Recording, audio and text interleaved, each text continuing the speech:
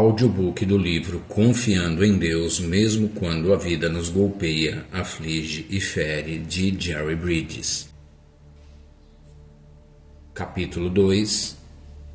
Será que Deus está no controle? Deus, bendito e único, soberano, o Rei dos Reis e Senhor dos Senhores. 1 Timóteo 6,15. Em 1981, um best-seller amplamente aclamado empolgou a nação norte-americana.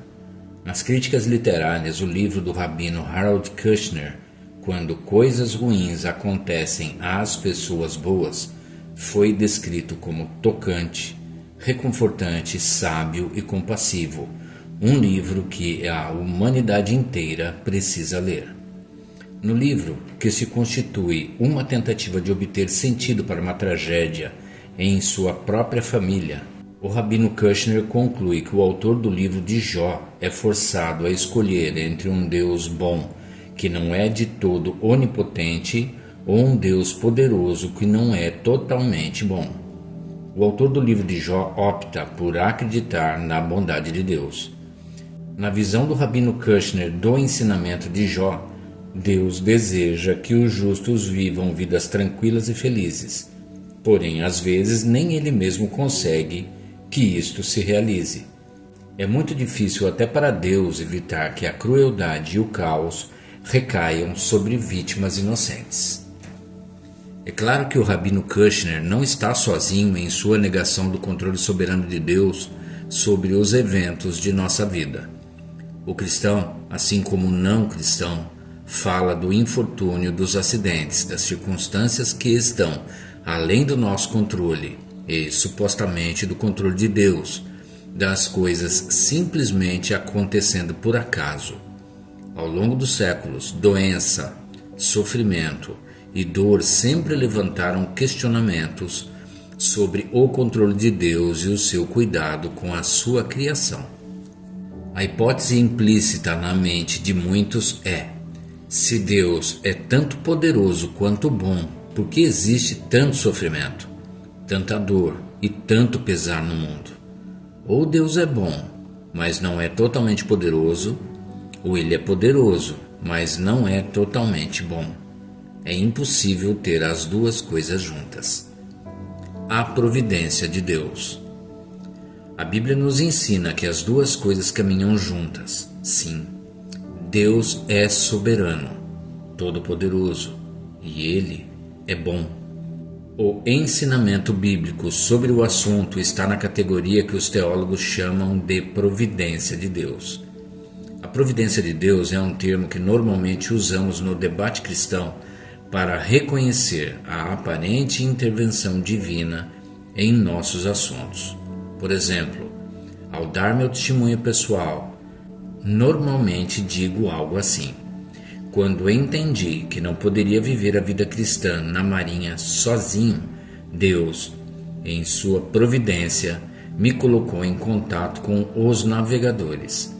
Ao fazer tal afirmação, eu quis dizer que Deus tanto controlou quanto arquitetou certas circunstâncias da minha vida que um resultado específico estava fadado a acontecer. Neste caso, entrar em contato com os navegadores. Entretanto, há duas coisas erradas com essa forma de se referir à providência de Deus. Por um lado, sempre usamos a expressão providência de Deus conectada a eventos aparentemente bons. Entrar em contato com os navegadores foi um evento bom para mim, de forma que tenho muita alegria em atribuir esse evento à providência de Deus. Porém, dificilmente ouviremos alguém dizendo: pela providência de Deus, sofri um acidente e fiquei paraplégico. Assim como o rabino Kushner, relutamos em atribuir coisas ruins à mão interventora de Deus. O segundo problema com o uso popular da expressão providência de Deus é que, ou de maneira inconsciente ou deliberada, concluímos que Deus intervém em momentos específicos de nossas vidas. mas que na maior parte do tempo permanece quase como um mero espectador interessado. Quando pensamos assim, mesmo que de maneira inconsciente, reduzimos o controle de Deus sobre nossas vidas a uma proposta de soberania que se restringe a uma intervenção ocasional e fugaz. Nossa atitude inconsciente é que, no restante do tempo, somos mestres de nosso destino, ou, ao contrário, somos vítimas de circunstâncias infelizes ou de pessoas más que cruzam o nosso caminho. Historicamente, entretanto, a Igreja sempre entendeu a providência de Deus como referência ao seu cuidado e domínio sobre toda a criação o tempo todo. O conhecido teólogo J.I. Packer define a providência da seguinte forma: atividade incessante do Criador por meio da qual, através de extrema generosidade e boa vontade, ele sustenta suas criaturas numa existência ordenada, guia e governa todos os eventos, circunstâncias e atos livres dos anjos e dos homens e direciona tudo para seu alvo designado para a sua própria glória. Observe os termos absolutos usados por Packer: atividade incessante, todos os eventos, todos os atos, direciona tudo. Claramente aqui não existe o conceito de um domínio parcial ou ocasional por parte de Deus nessa definição. A definição de Packer sobre a providência de Deus é muito completa e, creio eu, bastante precisa de acordo com a Bíblia. Para o meu próprio bem, desenvolvi uma definição levemente mais curta, que sou capaz de memorizar. Providência de Deus é o seu cuidado constante e seu domínio absoluto sobre toda a criação para a sua própria glória e o bem do seu povo. Novamente, observe os termos absolutos: cuidado constante, domínio absoluto, toda a criação. Nada, nem mesmo o menor dos vírus, foge ao cuidado e ao controle de Deus. Entretanto, observe também o objetivo duplo da providência de Deus: sua própria glória e o bem do seu povo. Esses dois objetivos jamais são contrários. Eles estão sempre em harmonia entre si. Deus jamais busca a sua glória à custa do bem do seu povo, nem busca o nosso bem à custa de sua glória. Ele projetou o seu propósito eterno de forma que a sua glória e o nosso bem estejam inseparavelmente unidos. Que grande consolo e encorajamento isso deve trazer a nós. Se nós vamos aprender a confiar em Deus na adversidade, precisamos crer que, assim como a vontade de Deus jamais permitirá que algo subverta a sua glória, Ele também jamais permitirá que algo arruine o bem que Ele está realizando em nós e para nós. No primeiro capítulo fiz a seguinte pergunta: posso confiar em Deus? E observei que o primeiro significado da pergunta é: será que Deus é digno de confiança? Deus sempre é capaz de cuidar de nós. Ele é soberano e sempre cuida de nós. Ele é bom. A doutrina da providência de Deus afirma claramente que podemos confiar em Deus. Ele sempre cuida de nós e controla continuamente, não apenas de forma ocasional, todas as questões da nossa vida. Para compreendermos melhor e nos beneficiarmos do ensinamento bíblico sobre a providência de Deus, precisamos considerar também outro aspecto da providência: a ação sustentadora de Deus ao manter e preservar a sua criação. Deus sustenta. A Bíblia ensina que Deus não somente criou o universo, mas que Ele o sustenta e preserva diariamente, a cada momento. A Bíblia diz: sustentando todas as coisas pela palavra do seu poder, em Hebreus 1:3. E nele tudo subsiste, Colossenses 1:17, conforme disse o teólogo A.H. Strong. Cristo é o originador e sustentador do universo. Nele tudo mantém a existência, permanece coeso o tempo todo. A vontade constante de Cristo constitui a lei do universo e faz dele um cosmos, em lugar de um caos, tal qual a sua vontade trouxe tudo à existência no princípio. Todas as coisas devem sua existência à ação sustentadora contínua de Deus, exercida por meio de seu Filho.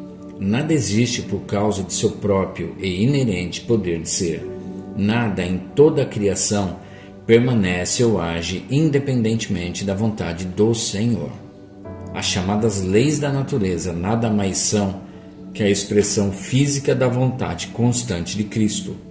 A lei da gravidade funciona com certeza incessante porque Cristo assim deseja que ela funcione.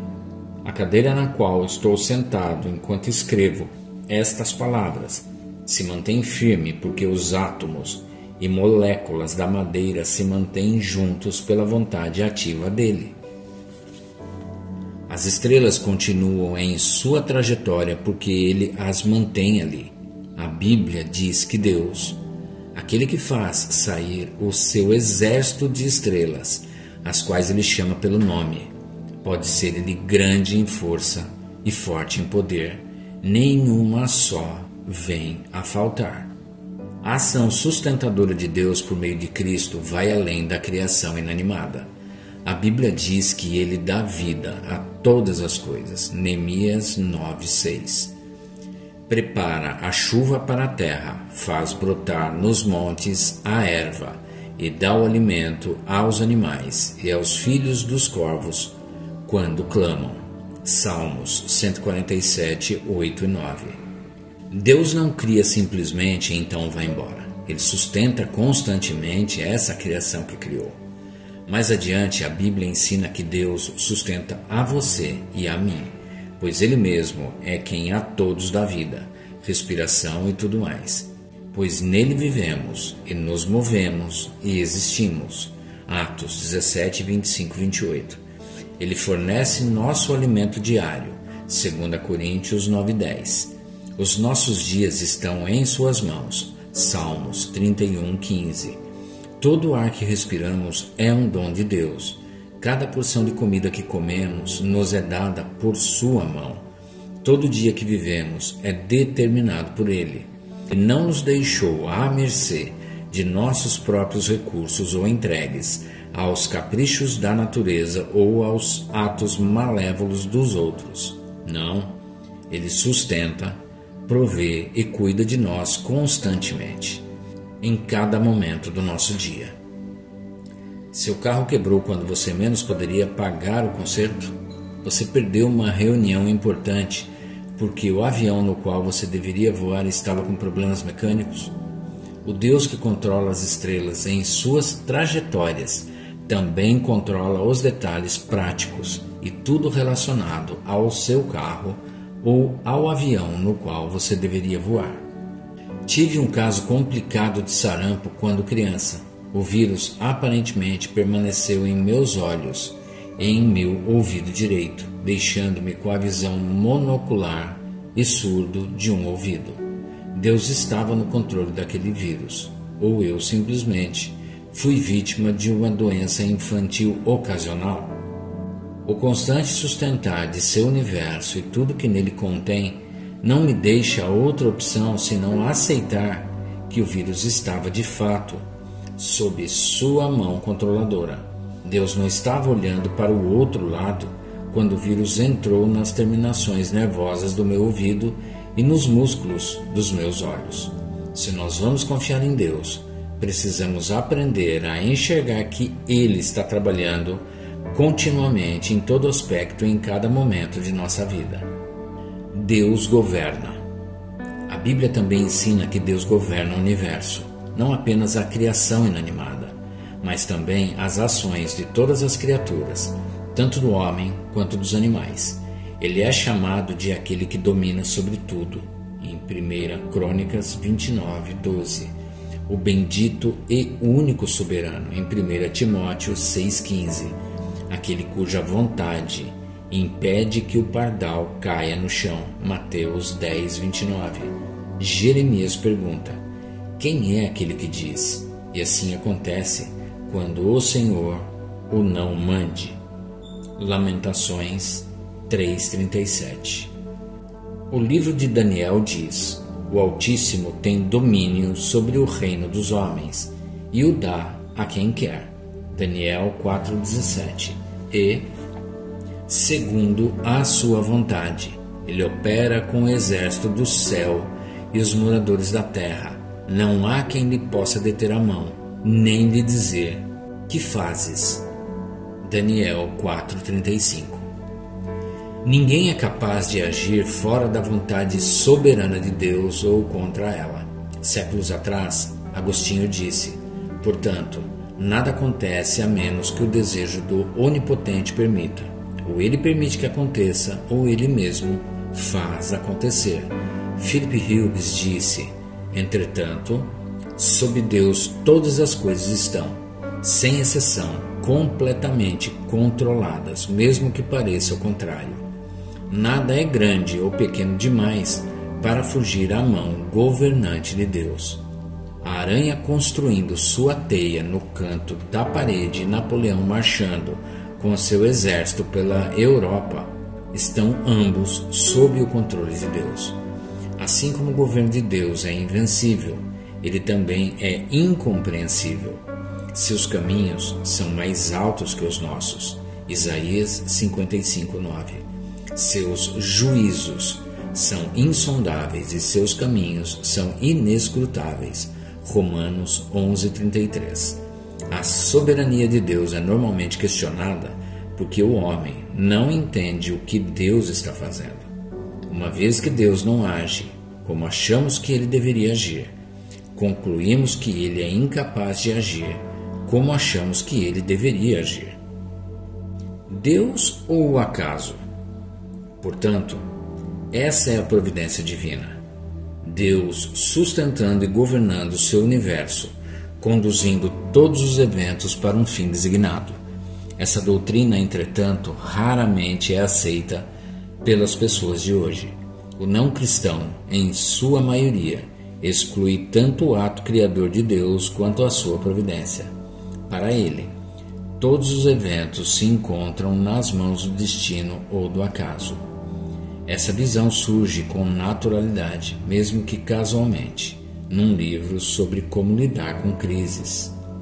O autor diz: você deveria considerar e planejar para a inevitabilidade de uma crise, motivado pela força que vem do fato de saber que está preparado para encarar a vida e para jogar com as cartas que o destino lhe entregar.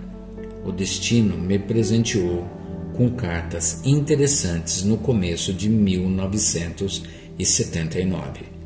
No livro do Rabino Kushner, Quando Coisas Ruins Acontecem às Pessoas Boas, o autor pergunta: será que somos capazes de aceitar a ideia de que há fatos que surgem sem qualquer razão, de que no universo existem circunstâncias fortuitas? Falando sobre a direção que uma queimada toma numa floresta, ele pergunta: mas qual a explicação racional para a combinação entre o vento e o tempo em determinado dia, no sentido de dirigir o fogo da mata contra certas casas em vez de outras, encurralando uns e poupando outros moradores? Ou é apenas uma questão de pura sorte? Em outro ponto, o Rabino Kushner nos lembra de que as companhias de seguro classificam terremotos, furacões, tornados e outros desastres naturais como atos de Deus. Então ele diz: eu acho que este é um dos casos em que se usa o nome de Deus em vão. Não acredito que um terremoto que, sem razão, faz milhares de vítimas inocentes seja um ato de Deus. É um ato da natureza. A natureza é moralmente cega, sem valores. Ela vai em frente, seguindo suas próprias leis, pouco se importando com quem ou com o que encontra no seu caminho. Aleatoriedade, sorte, acaso, destino. Eis a resposta do homem moderno para a pergunta antiga: por quê? É claro que se o conceito de Deus é descartado, como muitos fazem, então não existe qualquer alternativa. Muitos, enquanto não eliminam o conceito de Deus, fabricaram um Deus a partir de sua própria especulação. O deísmo do século XVII construiu um Deus que criou o universo e o deixou funcionando de acordo com suas leis naturais e artifícios humanos. Muitas pessoas hoje são deístas na prática. Até mesmo os cristãos de hoje pensam como deístas. Muitos aceitam o conceito de que Deus é soberano, mas acreditam que ele escolheu não exercer sua soberania nas questões diárias de nossa vida. Conforme escreveu certa autora, sabemos que Deus é soberano, mas também sabemos que em sua soberania Deus nos colocou num mundo de pecado e sofrimento, do qual não temos qualquer imunidade. E novamente, o amor de Deus por nós não nos coloca numa posição protegida. Apesar de concordar com a tese básica do artigo dela, de que não deveríamos perguntar por quê, fico incomodado com o que compreendo ela parece estar dizendo sobre o exercício que Deus faz de sua soberania e acerca de seu cuidado para com o seu povo. Em sua afirmação bastante conhecida sobre os pardais, Jesus disse: não se vendem 2 pardais por um asse? E nenhum deles cairá em terra sem o consentimento de vosso Pai. Não temais, pois, bem mais valeis vós do que muitos pardais. Mateus 10, 29 e 31. De acordo com Jesus, Deus exerce sua soberania a todo momento, até mesmo sobre a vida e a morte de um pardal quase sem valor. O que Jesus queria comunicar era: se Deus exerce sua soberania com relação aos pardais, ele certamente a exercerá com relação aos seus filhos. Embora seja certo que o amor de Deus não nos protege da dor e do sofrimento, também é verdade que todas as ocasiões de dor e sofrimento estão debaixo do controle absoluto de Deus. Se Deus controla as circunstâncias do pardal, quanto mais ele controla as situações que nos afetam. Deus não sai de cena nos deixando à mercê de eventos aleatórios descontrolados ou do acaso. Um marido cristão voou num avião particular para outra cidade a fim de dar seu testemunho em um encontro evangelístico, levando seu filho com ele. Na volta para casa, eles atravessaram uma tempestade elétrica que fez com que o avião caísse. Pai e filho morreram. Um amigo cristão, na tentativa de confortar a esposa e mãe enlutada, disse: de uma coisa você pode ter certeza, Deus não teve nada a ver com o acidente. De acordo com esse amigo, Deus aparentemente estava olhando em outra direção quando o piloto entrou em apuros. Um pardal é incapaz de cair no chão sem o consentimento do pai, mas aparentemente um avião com cristãos dentro é capaz. Li uma afirmação blasfema de uma certa pessoa que disse: acaso é o pseudônimo que Deus usa quando ele prefere não assinar seu nome. Muitos cristãos estão agindo assim com Deus hoje, normalmente não dispostos a aceitar o fato de que Deus está operando por não entenderem como ele está operando.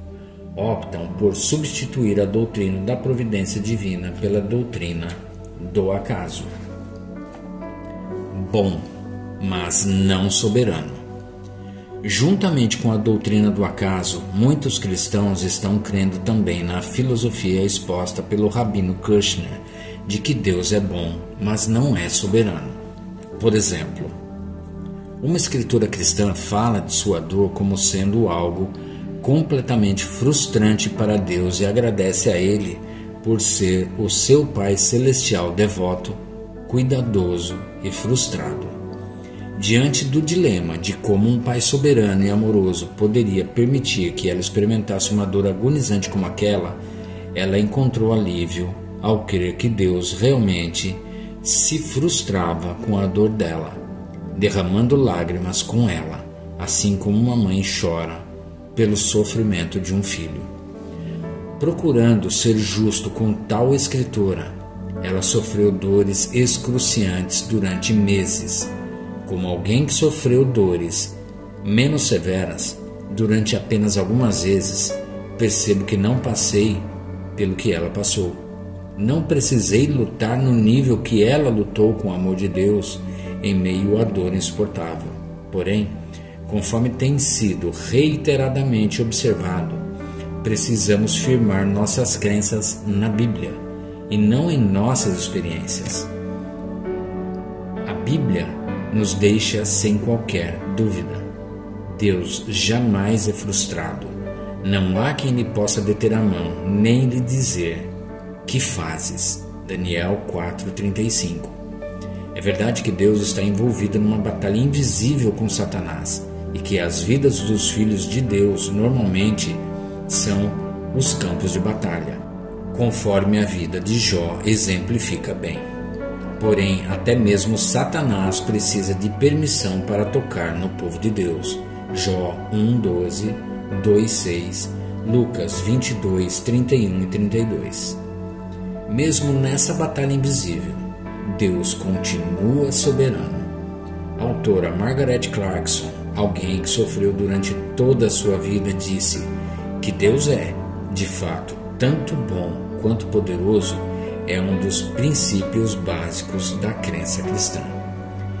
Normalmente admitimos ser incapazes de conciliar a soberania e a bondade de Deus diante de uma tragédia comum ou de uma adversidade pessoal, mas cremos que, embora geralmente não entendamos os caminhos de Deus, Ele está operando soberanamente em todas as circunstâncias. Não é fácil crer na doutrina da providência de Deus, especialmente naqueles dias quando parece que a doutrina se depara com momentos difíceis. Conforme disse o professor J.C. Berkouwer em seu livro The Providence of God, A Providência de Deus, a dura realidade ataca esta confissão confortadora e otimista. Será que os terrores catastróficos do nosso século, juntamente com os sofrimentos desproporcionais que infligem aos indivíduos, famílias e pessoas, poderiam ser um reflexo da orientação de Deus? Será que a honestidade pura não nos força a parar de buscar fugas num mundo escondido, harmonioso e hipersensível? Será que a honestidade nos diz para nos limitarmos realisticamente ao que está diante de nossos olhos e, sem qualquer ilusão, encararmos os problemas daquele dia? Todas as pessoas, tanto crentes como descrentes, passam por ansiedade, frustração, tristeza e desapontamento. Alguns sofrem dores físicas intensas e tragédias catastróficas. Porém, aquilo que deve distinguir o sofrimento dos crentes do sofrimento dos descrentes é a confiança de que nosso sofrimento está sob o controle de um Deus todo-poderoso e totalmente amoroso. Nosso sofrimento tem significado e propósito no plano eterno de Deus, e Ele traz ou permite que aconteça em nossa vida apenas aquilo que é para a sua glória e para o nosso bem.